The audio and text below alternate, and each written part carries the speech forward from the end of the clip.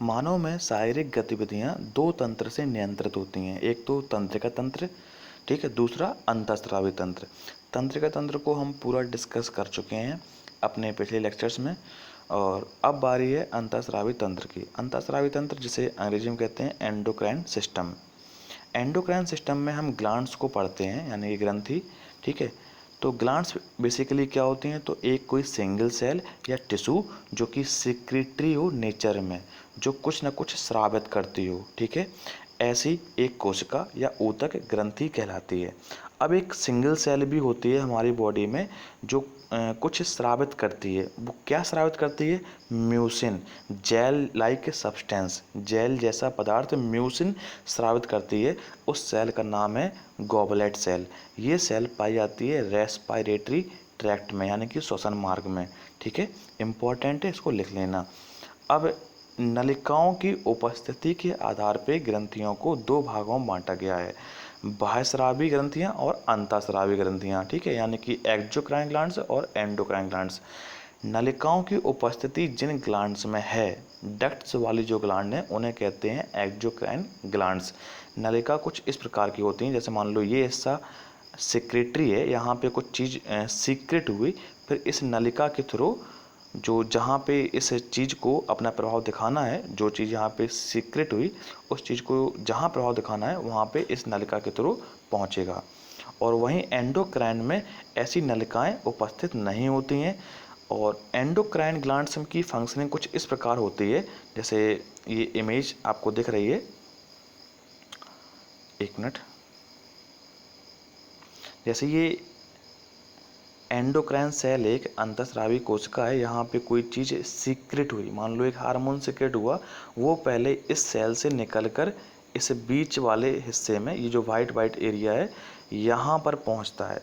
ये एरिया कहलाता है इंटरस्टिशियल स्पेस, ठीक है। तो यहाँ पर पहुँचता है, यहाँ के बाद फिर ये ब्लड वेसल में डिफ्यूज होता है, और मतलब रक्त वाहिका में डिफ्यूज होता है। इसके बाद ब्लड के थ्रू ये टारगेट सेल तक पहुँचता है, जहाँ पर इस हार्मोन को अपना प्रभाव दिखाना है, ठीक है। तो हमने दोनों की मैकेनिज्म थोड़ी सी ब्रीफली समझ ली। अब हम एक एक करके हर एक ग्रंथि की फंक्शनिंग और थोड़ा सा जो डिटेल होगी उसको समझने का प्रयास करेंगे। हाइपोथैलेमस, इसके बारे में हम नर्वस सिस्टम में पढ़ चुके हैं, अब फिर से हम एंडोक्राइन सिस्टम में इसको पढ़ रहे हैं। इसको हमने पहले ही बोला था कि ये एक न्यूरो एंडोक्राइन स्ट्रक्चर है, यानी कि एक ऐसी चीज़ जो तंत्रिका तंत्र और अंतःस्रावी तंत्र दोनों में अपना रोल प्ले करती है। हाइपोथैलेमस पिट्यूटरी ग्लैंड यानी कि पीयूष ग्रंथि का भी मास्टर है, यानी कि ये मास्टर करता है, रेगुलेट करता है पिट्यूटरी ग्लैंड को। हाइपोथैलेमस हाइपोथैलेमिक हार्मोन को सीक्रेट करता है, हाइपोथैलेमिक हार्मोन को। पिट्यूटरी ग्लैंड और हाइपोथैलेमस आपस में अटैच होते हैं इनफंडिबुलर स्टेम के सहारे, ठीक है। इसको हम आगे फिगर में यहाँ पर देख सकते हैं, ठीक है। ये मटर के दाने की टाइप की जो स्ट्रक्चर है, ये है पिट्यूटरी ग्लैंड, और ऊपर है हाइपोथैलेमस, ठीक है। तो हाइपोथैलेमस से ये पिट्यूटरी ग्लैंड इनफंडिबुलर स्टेम से अटैच है, और इसका एक और नाम है हाइपोफाइसिस। हाइपोथैलेमस से अटैच है, इसलिए इसका नाम क्या है? हाइपोफाइसिस। वहीं पर हमने देखा था पीनल ग्लैंड, उसका नाम है एपीफाइसिस, क्योंकि वह एपीथैलेमस से अटैच है, ठीक है। तो पिट्यूटरी ग्लैंड यानी कि पीयूष ग्रंथि एक पी शेप्ड स्ट्रक्चर है, मटर के दाने के आकार की, 1 से 1.5 सेंटीमीटर की मोटाई होती है। और इसकी लोकेशन देखें तो ये क्रेनियम यानी कि कपाल में जो स्फेनॉइड बोन है, उस बोन की डिप्रेशन, जो नीचे एक खाली स्पेस टाइप की होती है, डिप्रेशन में सैला टर्सिका ये स्पेस है, वहाँ पर पाई जाती है। क्रेनियम के स्फेनाइड बोन के डिप्रेशन का नाम है सैला टर्सिका, वहाँ पर पाई जाती है, ठीक है। पिट्यूटरी ग्लैंड से बहुत से हार्मोन सेक्रेट होते हैं। ये इन हार्मोनों के टारगेट और फंक्शन को डिस्कस कर लेते हैं। ACTH एड्रेनोकॉर्टिकोट्रोपिक हार्मोन, ठीक है, adrenocorticotropic hormone. Adrenal cortex, adrenal जो ग्लैंड होती है जो कि हमारी किडनी के ऊपर पाई जाती है, अधिवृक्क ग्रंथि एड्रेनल ग्लैंड, इसके एड्रेनल कॉर्टेक्स को टारगेट करता है ACTH। काम क्या है? Stimulates secretion of glucocorticoids. ये जो ग्लूकोकॉर्टिकॉइड्स है, इसके सिक्रीशन के लिए यहाँ पे स्टिमुलेट करता है किसको, एड्रिनल कॉर्टेक्स को। एड्रिनल कॉर्टेक्स को बोलता है कि भाई तुम अब ग्लूकोकॉर्टिकॉइड्स को सीक्रेट करो। ग्लूकोकॉर्टिकॉइड्स का फंक्शन क्या है, ब्लड में ग्लूकोज को कंट्रोल करना, ठीक है, रेगुलेट करना उसको। इसके बाद है TSH, थायराइड स्टिमुलेटिंग हार्मोन। ये थायराइड ग्लैंड को टारगेट करता है और थायराइड ग्लैंड को कहता है कि भाई तुम थायराइड ग्लैंड थायराइड हार्मोन को सीक्रेट करो, ठीक है। इसके बाद जो मेन इसका हार्मोन है GH, जिसे ग्रोथ हार्मोन कहते हैं। इसका नाम है सोमैटोट्रोपिन, ठीक है। और ये सोमैटोट्रोपिन स्टिमुलेट करता है लीवर को कि लीवर तुम सोमैटोमेडिन्स को रिलीज़ करो। सोमैटोमेडिन एक्चुअल में हाइट के लिए रिस्पॉन्सिबल है, ठीक है। यहाँ पे आपको ध्यान देना है कि एक सर्टेन एज के बाद हाइट इंक्रीज़ होना यानी कि हाइट बढ़ना बंद हो जाती है। तो इसका कतई मतलब नहीं है कि आपका जो GH लेवल है वो डाउन हो गया। GH तो नॉर्मली आपका रिलीज होता रहता है, लेकिन जो लीवर के द्वारा सोमैटोमेडिन सीक्रेट हो रहा था वो यहाँ पे अब सीक्रेशन कम हो जाता है, इसलिए हाइट रुक जाती है, ठीक है। तो जो GH है, ग्रोथ हार्मोन सोमैटोट्रोपिन है, वो मोस्ट टिश्यूज़ को टारगेट करता है। यहाँ पे क्वेश्चन बन जाता है कि बॉडी का एकमात्र ऐसा हार्मोन जो बॉडी के ऑलमोस्ट टिश्यूज़ को टारगेट करता है, तो वो है GH, ग्रोथ हार्मोन यानी कि सोमैटोट्रोपिन। फंक्शनिंग क्या होती है, प्रमोट्स प्रोटीन का सिंथेसाइजेशन, प्रोटीन का सिंथेसिस जो होता है उसको प्रमोट करना कि और ज़्यादा प्रोटीन का सिंथेसाइज किया जा सके और ग्रोथ को आगे इन्हेंस करना, ठीक है। यहाँ पे ध्यान देना कि हाइपोथैलेमस से एक और आपका हार्मोन सीक्रेट होता है सोमैटोस्टैटिन, ठीक है। सोमैटोस्टैटिन आपका पैनक्रियाज में भी सीक्रेट होता है डेल्टा सेल से, ठीक है। ध्यान देना, जो वर्ड कहीं पे 2 बार पढ़ने को मिल जाए तो उसकी जो पिछली डिटेल है उसको भी तुरंत रिवाइज कर लिया करो, ठीक है। तो हाइपोथैलेमस से सोमैटोस्टैटिन रिलीज होता है, ये रेगुलेट और कंट्रोल करता है सोमैटोट्रोपिन को, ठीक है। इसके प्रभाव को ज़्यादा नहीं बढ़ने देता है, ठीक है। तो रेगुलेट और कंट्रोल करने के लिए हाइपोथैलेमस से एक सोमैटोस्टैटिन हार्मोन रिलीज होता है। ये काम क्या करता है, सोमैटोट्रोपिन को रेगुलेट करता है, कंट्रोल करता है, ठीक है। इसके बाद अगला है FSH, फॉलिकल स्टिमुलेटिंग हार्मोन, ठीक है। फॉलिकल स्टिमुलेटिंग हार्मोन ये टारगेट करता है गोनेड्स को। गोनेड क्या होते हैं, जननांग। फंक्शन क्या है, जो गैमेट होते हैं, जो युग्मक होते हैं, उनके निर्माण, उनके प्रोडक्शन को प्रमोट करना, ठीक है। इसके बाद अगला है प्रोलैक्टिन। तो प्रोलैक्टिन इम्पॉर्टेंट हार्मोन है मेमोरी ग्लैंड्स, खासकर फीमेल्स में, ठीक है। स्तन ग्रंथियों को जो विकास है, स्तन ग्रंथियों का जो डेवलपमेंट है उनमें सहायक है प्रोलैक्टिन। मेन फंक्शन क्या है, प्रमोट्स मिल्क प्रोडक्शन। तो मेमोरी ग्लैंड्स, स्तन ग्रंथियों में मिल्क प्रोडक्शन को प्रमोट करता है प्रोलैक्टिन, ठीक है। इसके बाद है ल्यूटिनाइजिंग हार्मोन LH, ये भी गोनेड को टारगेट करता है, जननांग को टारगेट करता है और ये स्टिमुलेट करता है सेक्स हार्मोन को, ठीक है। ओवा प्रोडक्शन इन फीमेल और टेस्टोस्टेरोन इन मेल। तो फीमेल में जो ओवा का प्रोडक्शन होता है, ठीक है, और जो मेल में टेस्टोस्टेरोन का प्रोडक्शन होता है, इन दोनों को स्टिमुलेट करता है LH, ल्यूटिनाइजिंग हार्मोन। इसका टारगेट क्या है, गोनेड्स, जननांग, ठीक है। इसके बाद अगली ग्रंथि है थायराइड ग्रंथि, ठीक है। तो बटरफ्लाई लाइक स्ट्रक्चर होता है इसका, आपको ये इमेज दिख रही होगी, ठीक है। इसकी लोकेशन कहाँ होती है, जस्ट इन्फीरियर टू लैरिंग्स, जो ऊपर लैरिंग्स है, ठीक है, जो साउंड बॉक्स होता है, साउंड बॉक्स के जस्ट नीचे बटरफ्लाई टाइप में एक स्ट्रक्चर होता है, ये आपको इमेज दिख रही है, ठीक है। तो ये आपकी थायराइड ग्लैंड है, ठीक है। लार्जेस्ट एंडोक्राइन ग्लैंड है, सबसे बड़ी अंतःस्रावी ग्रंथि। देखो सबसे बड़ी जब ग्रंथि बोलते हैं तो आपकी क्या है, लीवर, लेकिन सबसे बड़ी अंतःस्रावी ग्रंथि थायराइड, ठीक है। और इसका जो वेट है कितना है, लगभग 30 ग्राम है और इससे 2 हार्मोन रिलीज होते हैं, थायरॉक्सिन हार्मोन और कैल्सिटोनिन। थायरॉक्सिन हार्मोन रिलीज होता है फॉलिकुलर सेल से। इसका फंक्शन क्या है, BMR, बेसल मेटाबॉलिक रेट, जो हमारी बॉडी में मेटाबॉलिज्म होता है उसको इन्हेंस कराना, ठीक है, थायरॉक्सिन हार्मोन। और वहीं पे कैल्सीटोनिन जो हार्मोन है वो पैरा फॉलिकुलर सेल से यानी कि सी सेल से सीक्रेट होता है। इसे कैल्शियम हार्मोन भी कहते हैं। इसका फंक्शन है जो ब्लड में कैल्शियम है उसको डिक्रीज करना, ब्लड से कैल्शियम बोन में भेजना, ब्लड से कैल्शियम को बोन में भेजना कैल्सीटोनिन का मेन फंक्शन है, ठीक है। कैल्सीटोनिन पैरा फॉलिकुलर सेल्स यानी कि सी सेल से रिलीज होता है, कहाँ पर, थायराइड ग्लैंड में, ठीक है। थायराइड ग्लैंड को हमें एक पॉइंट और पढ़ना है कि ये जो एकमात्र ऐसी ग्रंथि है जो हार्मोन का संचय करती है, स्टोर करती है, वरना जितने भी ग्लैंड्स हैं वो सब हार्मोन का सिक्रीशन जैसे ही हुआ तुरंत उसको रिलीज करती हैं और उसको भेजती हैं जहाँ पे भी उस हार्मोन का मतलब प्रभाव दिखाना हो अपना, ठीक है। और ये आयोडीन को स्टोर करती है आयोडाइड के फॉर्म में, stores iodide in body, iodine को आयोडाइड के फॉर्म में स्टोर करती है। इसके बाद बात आती है पैराथायरॉयड ग्लैंड की। ये संख्या में 4 होती हैं और ये थायराइड ग्लैंड के पिछले हिस्से में धसी हुई अवस्था में होती हैं। देखो ये आपको इमेज दिख रही है, ठीक है। थायराइड ग्लैंड के पिछले हिस्से में ये 4 संख्या में है और एम्बेडेड होती हैं, ठीक है, यानी कि धसी हुई होती हैं। इनका वेट लगभग 40 मिलीग्राम, बहुत कम होता है, ठीक है। इनसे जो हार्मोन निकलता है वो है पैराथायरॉयड हार्मोन। इसका फंक्शन क्या है कि जो कैल्शियम, मैग्नीशियम और फॉस्फेट आयन है ब्लड में, ठीक है, उनको बोन्स से निकालकर ब्लड में देना।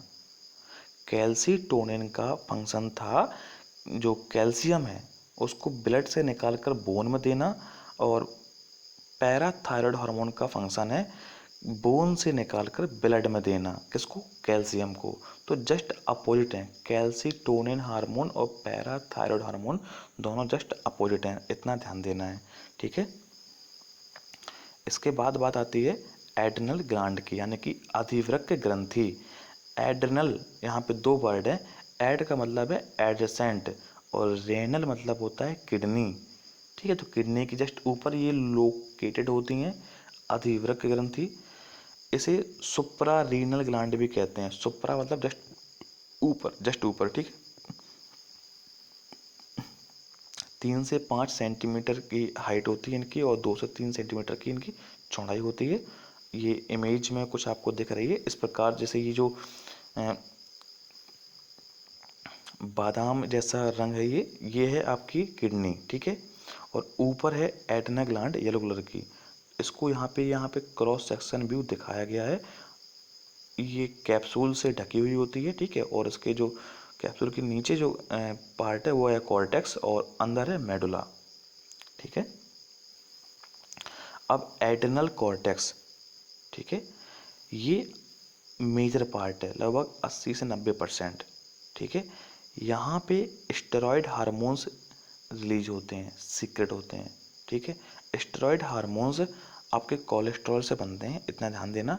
और स्टेरॉयड हार्मोन्स किसी भी स्पीसीज के, खासकर मैमल्स में सर्वाइवल के लिए बहुत इंपॉर्टेंट है, इसेंशियल फॉर सर्वाइवल, ठीक है। अस्तित्व बना रहे इसके लिए स्टेरॉयड हार्मोन का उपस्थित होना जरूरी है।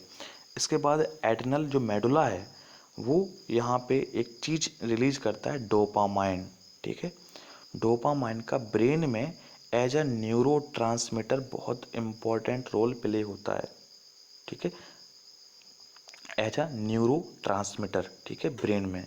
और यहाँ पे डोपामाइन प्रीकर्सर के रूप में बनता है। डोपामाइन से आगे बनता है आपका नॉर एपिनेफ्रिन, नॉर एपिनेफ्रिन और एपिनेफ्रिन, ये 2 बनते हैं। और ये डोपामाइन ही है जो आगे ये सुनिश्चित करता है कि एड्रिनल ग्लैंड कैसे वर्क करेगी स्ट्रेस कंडीशन में। जब हम स्ट्रेस में होते हैं तब एड्रिनल ग्लैंड कितना वर्क करेगी, कैसे वर्क करेगी, इस चीज़ को सुनिश्चित करता है, इस चीज़ को डिसाइड करता है डोपामाइन, ठीक है। इसके बाद बात आती है पीने ग्लैंड। पीने ग्लैंड को हम क्या कहते हैं, एपीफाइसिस, क्योंकि ये एपीथैलेमस से अटैच होती है। स्मॉल एंडोक्राइन ग्लैंड है और एपीथैलेमस से अटैच है, इसलिए इसका नाम क्या है, एपीफाइसिस। चाइल्डहुड में एक इम्पॉर्टेंट ग्लैंड है, ठीक है, प्रोमिनेंट ग्लैंड है चाइल्डहुड तक। उसके बाद जैसे ही हम एडल्ट होते हैं तो ये इसका अपक्षय धीमे धीमे शुरू हो जाता है, ठीक है। जब प्यूबर्टी यानी कि सेक्सुअल मैच्योरिटी आती है तो ये पीनल ग्लैंड का अपक्षय धीमे धीमे शुरू हो जाता है। वजह क्या है? Brain sand. ब्रेन सैंड क्या है? तो पीनल ग्लैंड में कैल्शियम के साल्ट का इकट्ठा होना, ठीक है। इसे बायोलॉजिकल क्लॉक भी कहते हैं, ठीक है, और सीट ऑफ सोल भी कहते हैं, ठीक है। तो ये वर्ड्स हम आगे, सॉरी, इससे पहले जो हमारे लेक्चर्स थे नर्वस सिस्टम में वहाँ पे डिस्कस कर चुके हैं, ठीक है। तो पीनल ग्लैंड को biological clock, seat of soul और एपिफाइसिस, ठीक है। अब यहाँ पे और ध्यान देना है कि दो हार्मोन्स सीक्रेट करती है पीनल ग्लैंड, एक तो मेलाटोनिन, दूसरा सेरोटोनिन। सबसे पहले सेरोटोनिन रिलीज होता है, ठीक है, कब? लाइट फेज में। इसके बाद ये सेरोटोनिन मेलाटोनिन के निर्माण में सहायक होता है, ठीक है। सेरोटोनिन मेलाटोनिन के निर्माण में सहायक होता है। मेलाटोनिन आपका डार्कनेस में यानी कि अंधेरे में रिलीज हो पाता है, ठीक है, जबकि उजाले में सेरोटोनिन रिलीज होता है, ठीक है। ये जो मेलाटोनिन है यही है 24 आवर का जो हमारा डायरनल रिदम होती है कि हम दिन में जागते हैं, रात में सोते हैं, तो ये पूरा जो रूटीन है हमारा डायरनल रिदम है 24 आवर का, इसको रेगुलेट और कंट्रोल करता है मेलाटोनिन, ठीक है। और ये हमारे बॉडी की मेटाबॉलिज्म को भी रेगुलेट करता है। पिगमेंटेशन, जो हमारे स्किन का टोन है, स्किन का कलर है, इसको भी डिसाइड करता है मेलाटोनिन, ठीक है। ध्यान देना कि स्किन का डार्क कलर होना वो मेलानिन पिगमेंट के कारण है। मेलानिन पिगमेंट है, मेलानिन पिगमेंट है और मेलाटोनिन हार्मोन है, ठीक है। इसके बाद मेंस्ट्रुअल साइकिल भी रेगुलेट होते हैं इससे, ठीक है, जो फीमेल्स में, और जो डिफेंस कैपेबिलिटी है उसको भी रेगुलेट करता है। और यहाँ पे एक इम्पॉर्टेंट पॉइंट है कि जो मेलाटोनिन है वो एंटीगोनेडल है, ठीक है, यानी कि डिले करता है प्यूबर्टी और सेक्सुअल मैच्योरिटी को। इस बात को हम आगे और डिस्कस करेंगे अच्छे से कि मेलाटोनिन एंटीगोनेडल कैसे है, ठीक है। और इससे पहले हम फिर से एक बार रिवाइज करते हैं कि जो मेलाटोनिन है वो डार्कनेस में, अंधेरे में रिलीज होता है, और जो सेरोटोनिन है वो लाइट फेज, उजाले में रिलीज होता है जब रोशनी हमारे आंखों के थ्रू अंदर जाती है, ठीक है।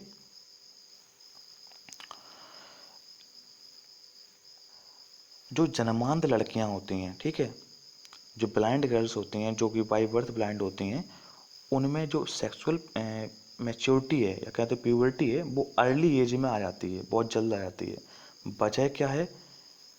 देखो, मेलाटोनिन को हमने एंटीगोनेडल बताया था, एंटीगोनेडल इफेक्ट है, वो ब्लाइंड केस में नहीं दिखता है। क्यों? अब यहाँ पे बात तो ये आती है कि मेलाटोनिन अंधेरे में बनता है जबकि ये तो अंधे हैं, ठीक है। मेलाटोनिन के बनने के लिए सेरोटोनिन का बनना जरूरी है। तो ये सेरोटोनिन लाइट फेज में बनता है। जब लाइट हमारी आंखों के थ्रू ब्रेन में जा ही नहीं पा रही है, सेरोटोनिन बन ही नहीं पा रहा है, तो सेरोटोनिन से मेलाटोनिन बनता है, तो मेलाटोनिन नहीं बन पाता है। और मेलाटोनिन क्या है? एंटीगोनेडल है। तो जब मेलाटोनिन बनेगा नहीं तो जो एंटीगोनेडल इफेक्ट है वो यहाँ पे दिखेगा नहीं, ठीक है। तो जल्द से जल्द यहाँ पे जन्मांध लड़कियों में आपका सेक्सुअल मैच्योरिटी डेवलप हो जाती है, ठीक है। अब इसके बाद बात आती है थाइमस ग्लैंड की। तो थाइमस ग्लैंड आपके दोनों लंग्स के बीच में, ठीक है, और हार्ट के ऊपर होती है, ठीक है। कुछ इमेज में आपको यहाँ पे दिख रही होगी, थाइमस लिखा हुआ है, येलो कलर का स्ट्रक्चर, ठीक है। इंपॉर्टेंट ग्लैंड है। पाई कहाँ आती है? बिटवीन स्टर्नम, ठीक है, उरोस्थी, ठीक है, स्टर्नम और एरोडा के बीच में। 70 ग्राम इसका वेट होता है और ये training school of T lymphocyte कहलाती है। टी लिम्फोसाइट क्या है? Throne of immunity. जो हमारी इम्यूनिटी है, ठीक है, जो हमारी रोग प्रतिरोधक क्षमता है, उसका सबसे सुप्रीम पावर टी लिम्फोसाइट, उनका ट्रेनिंग स्कूल है आपका थाइमस ग्लैंड। ट्रेनिंग स्कूल का तात्पर्य ये है कि ये मैच्योर होती हैं यहाँ पर आकर। टी लिम्फोसाइट थाइमस ग्लैंड में आकर मैच्योर होती हैं। अब ये जो टी लिम्फोसाइट हैं ये यहाँ पे मैच्योर होती हैं तभी अच्छे से अपना वर्क कर पाती हैं। तो थाइमस ग्लैंड जब वीक हो जाती है तो वजह बनता है एजिंग। तो जो टी लिम्फोसाइट की मैच्योर या मैच्योरेशन नहीं हो पाता है अच्छे से तो हमारी बॉडी की इम्यून सिस्टम डाउन हो जाता है और हम देखते हैं एज्ड। ठीक है, यानी कि जो कॉज ऑफ एजिंग है वो कहीं ना कहीं थाइमस ग्लैंड से रिलेटेड है। ठीक है, तो degeneration of thymus. Old age में इसका वेट लगभग 3 ग्राम हो जाता है और डीजनरेट हो जाती है, इसका अपक्षा हो जाता है। ठीक है, इसके बाद पैनक्रियाज, इसको हमने डाइजेस्टिव सिस्टम में पढ़ा था। एक हेट्रोक्राइन ग्लैंड है। ठीक है, मिश्रित ग्रंथि है जो एंडोक्राइन भी है और एक्जोक्राइन भी है। एंडोक्राइन 1% है और एक्जोक्राइन 99% है। कहाँ पाई जाती है? लीवर के जस्ट नीचे। और ये जो ड्यूडनम है, ठीक है, स्मॉल इंटेस्टाइन का ड्यूडनम का जो सी टाइप का स्ट्रक्चर यहाँ पे, ठीक है, वहाँ पर पाई जाती है, उससे जस्ट अटैच होती है। और यहाँ पे ये ग्रीन कलर की गॉल ब्लैडर है। तो इसके बाद ये पैनक्रियाटिक जूस वगैरह सब इसी में मिलकर यहाँ पे आते हैं। ठीक है, तो पैनक्रियाज एक्चुअली में 12.5 सेंटीमीटर लंबी होती है और जो कर्व है ड्यूडेनम का वहाँ पर उपस्थित होती है। ठीक है, और इसकी जो एंडोक्राइन फंक्शन है, 1 मिनट,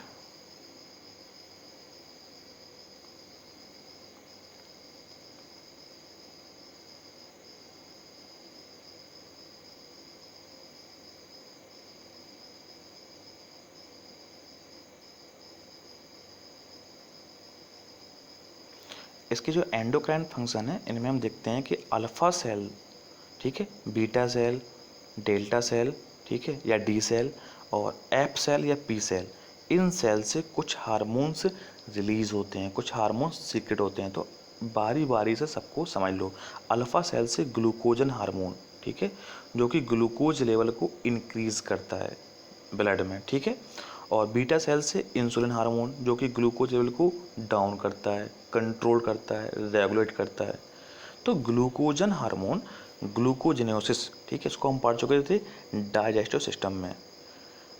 डेल्टा सेल से सोमैटोस्टैटिन, सोमैटोस्टैटिन हमारा हाइपोथैलेमस से भी रिलीज होता है जो कि सोमैटोट्रोपिन को रेगुलेट और कंट्रोल करता है।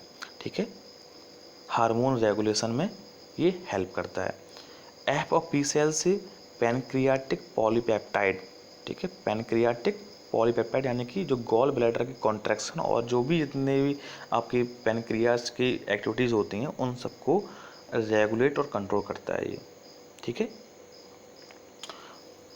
गॉल ब्लैडर में क्या होता है आपका, एक चीज़ ध्यान देना कि डाइजेस्टिव सिस्टम में हम बता चुके थे कि बाइल जूस का कंसंट्रेशन, ठीक है, सांद्रण होता है।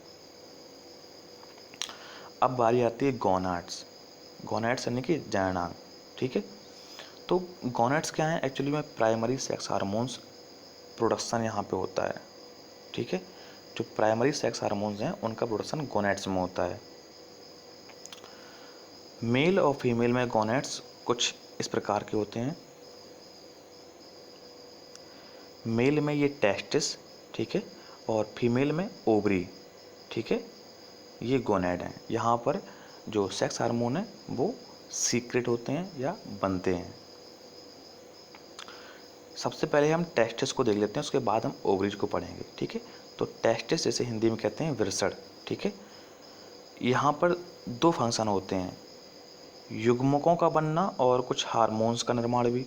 तो जो गैमेटोजेनिक गैमेटोजेनिक फंक्शन है वहाँ पे युग्मक बनते हैं, गैमिट्स बनते हैं, और जो एंडोक्राइन फंक्शन है वहाँ पे हार्मोन्स बनते हैं। गैमेटोजेनिक फंक्शन में स्पर्मेटोजेनेसिस होती है। ठीक है, स्पर्मेटोजेनेसिस होती है यानी कि स्पर्म फॉर्मेशन। ठीक है, और यहाँ पे जो एंडोक्राइन फंक्शन है वहाँ पे हार्मोन्स बनते हैं। हार्मोन्स में आपके 2 प्रकार के हार्मोन बनते हैं, स्टेरॉयड हार्मोन्स और protein hormones. Steroid hormones cholesterol से बनते हैं, ध्यान देना, इम्पॉर्टेंट पॉइंट है। और यहाँ पे जो टेस्टिस में स्टेरॉयड हार्मोन्स बनते हैं उनको कहते हैं एंड्रोजन्स। ठीक है, और ये एंड्रोजन्स लेडिंग सेल से बनते हैं, लेडिंग सेल से, या कहें तो लेडिंग सेल से स्रावित होते हैं। ठीक है, कौन कौन से हैं? तो टेस्टोस्टेरोन, डाईहाइड्रोटेस्टोस्टेरोन और एंड्रोस्टेनेडियोन, ठीक है। तो ये तीनों हार्मोन आपके कौन से हैं? मेल सेक्स हार्मोन हैं, ठीक है। इसके बाद जो प्रोटीन हार्मोन्स हैं ये दो हैं, इनहिबिन और एबीपी, एंड्रोजन बाइंडिंग प्रोटीन। ये दोनों का काम है जो स्पर्मेटोजेनेसिस है उसकी हेल्दी प्रोडक्शन, यानी कि जो स्पर्म का हेल्दी प्रोडक्शन होना आपका इनहिबिन और एबीपी का रिस्पॉन्सिबिलिटी है। ये दोनों चीज़ें सीक्रेट होती हैं सर्टोली सेल से। कौन से? इनहिबिन और एबीपी। इनहिबिन और एबीपी सर्टोली सेल से सीक्रेट होती हैं, ठीक है।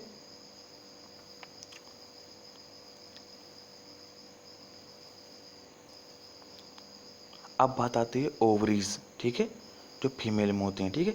तो इसके भी दोनों वही सेम फंक्शन है, गैमेटोजेनिक फंक्शन और एंडोक्राइन फंक्शन। तो गैमेटोजेनिक में क्या होता है कि ओजेनेसिस, जहाँ पे ओवा का निर्माण होता है, ओवरीज में ओवा का फॉर्मेशन कहलाता है ओजेनेसिस, ठीक है। और एंडोक्राइन फंक्शन में क्या होती है? यहाँ पे भी हार्मोन्स बनते हैं, ठीक है। हार्मोन्स वही दो प्रकार के, स्टेरॉयड हार्मोन्स और प्रोटीन हार्मोन्स। फीमेल्स में स्टेरॉयड हार्मोन्स ये दो होते हैं, एस्ट्रोजन और प्रोजेस्टिन। एस्ट्रोजन का काम क्या होता है कि development of female sex organs, जो फीमेल सेक्स ऑर्गन्स हैं उनकी डेवलपमेंट, उनके विकास में हेल्प करता है। प्लस जो ब्रेस्ट डेवलपमेंट है, वॉइस की पिच, जो पिच में डिफरेंस होता है मेल और फीमेल वॉइस में, उसके लिए रिस्पॉन्सिबल कौन सा है हार्मोन? एस्ट्रोजन, ठीक है। जो पेल्विस ब्रॉड होता है, ठीक है, कूले ब्रॉड होते हैं, तो उसके लिए भी एस्ट्रोजन रिस्पॉन्सिबल है। देखो यहाँ पे आपको ध्यान देना कि जो कोलेस्ट्रॉल लेवल है वो फीमेल्स में कम होता है, तो जाहिर सी बात है कि जो ब्लड में कोलेस्ट्रॉल संबंधी प्रॉब्लम्स होती हैं वो फीमेल्स में कम देखने को मिलती हैं, ठीक है। एक मिनट, अब बात करें प्रोजेस्टिन, ठीक है। तो प्रोजेस्टिन क्या करता है कि जो यूट्रेन कॉन्ट्रैक्शन है, जो यूट्रस कॉन्ट्रैक्ट करता है उसको इनहिबिट करता है, उसको निषेध करता है। यूट्रस को कॉन्ट्रैक्ट नहीं होने देता है, सिकुड़ने नहीं देता है, फैलाता है, ब्रॉड करता है, ठीक है।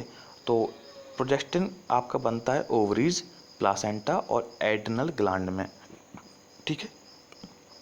प्रेगनेंसी के कंसेप्शन, प्रेगनेंसी को कंसीव करने के लिए इनहिबिट करता है यूट्राइन कॉन्ट्रैक्शन को।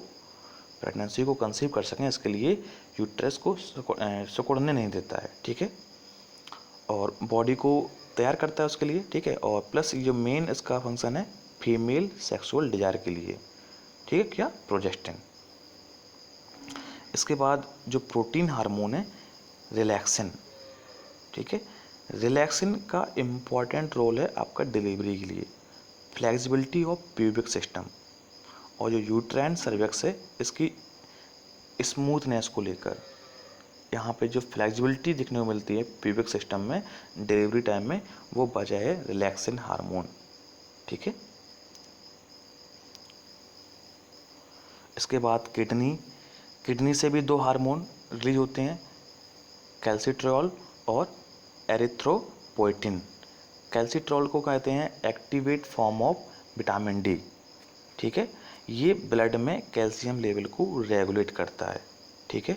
और ये जो एरिथ्रोपोइटिन है, देखो एरिथ्रोपोइटिस हमने पढ़ा था आरबीसी निर्माण, ठीक है, आरबीसी फॉर्मेशन की प्रोसेस क्या कहलाती है? एरिथ्रोपोइसिस। तो स्पीड अप करता है एरिथ्रोपोइटिन, स्पीड अप करता है एरिथ्रोपोइसिस को, आरबीसी फॉर्मेशन की प्रोसेस को स्पीड अप करता है, ठीक है।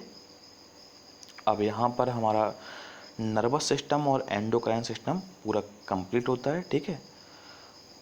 उम्मीद करते हैं कि आपको समझ में आया होगा, और अगर कोई भी वर्ड प्रॉब्लम करता है या कोई एक पॉइंट अच्छे समझ में नहीं आया आपको, तो प्लीज़ आप कमेंट अवश्य कर दिया करो, ठीक है, या मुझसे पूछ लिया करो, ठीक है। और बस इसी के साथ 12:46 हो गए हैं रात के, मतलब 12:45 बज चुका है।